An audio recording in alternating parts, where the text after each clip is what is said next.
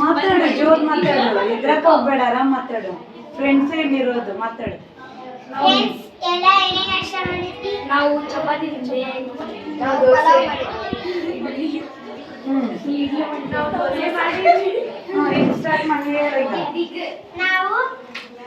ನಮ್ಮ ಶಾಲೆಯಲ್ಲಿ ಉಪ್ಪಿಟ್ಟು ಮಾಡಿದ್ರು, ಉಪ್ಪಿಟ್ಟು ತಿಂದ್ವಿ. ಫ್ರೆಂಡ್ಸ್, ನಾವು ಟಿಫನ್ ತಯಾರಿಸೋಕ್ಕಿಂತ ಮುಂಚೆ ನಾವು ಟಿಫನ್ ತಯಾರಿಸಲೇಬೇಕಲ್ಲ, ಆವಾಗ ನಾವು ಉಳ್ಳಾಗಡ್ಡೆ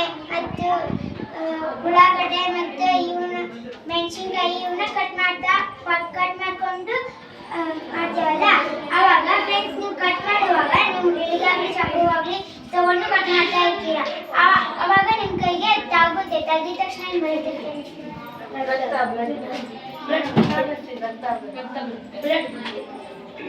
ರಕ್ತವು ಕೆಂಪು ಪರಿಚಲನೆ ಬಗ್ಗೆ. ಹಾಗಾದ್ರೆ ಬನ್ನಿ ಫ್ರೆಂಡ್ಸ್, ರಕ್ತ ಪರಿಚಲನೆ ಬಗ್ಗೆ ತಿಳ್ಕೊಳ್ಳೋಣ. ರಕ್ತವು ಕೆಂಪು ಬಣ್ಣದಾಗಿರುತ್ತದೆ.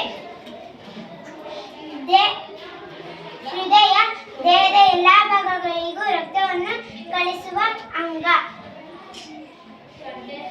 ನಮ್ಮ ಹೃದಯವು ನಿಮಿಷಕ್ಕೆ 70 ಸಲ ಬಡಿದುಕೊಳ್ಳುತ್ತದೆ, ದಿನಕ್ಕೆ 1,00,000 ಸಲ ಬಡಿದುಕೊಳ್ಳುತ್ತದೆ. ಫ್ರೆಂಡ್ಸ್, ನಮ್ಮ ಹೃದಯವು ಹೇಗೆ? ಎಲ್ಲರೂ ನಿಮ್ಮ 2 ಕೈನ ಮುಷ್ಟಿಗಟ್ಟಿ ಒಂದ್ರ ಮೇಲೊಂದು ಇಡಿ, ಹೀಗೆ dub dub dub dub dub dub dub dub ಅಂತ ಪಡ್ಕೊಳ್ಳುತ್ತೆ.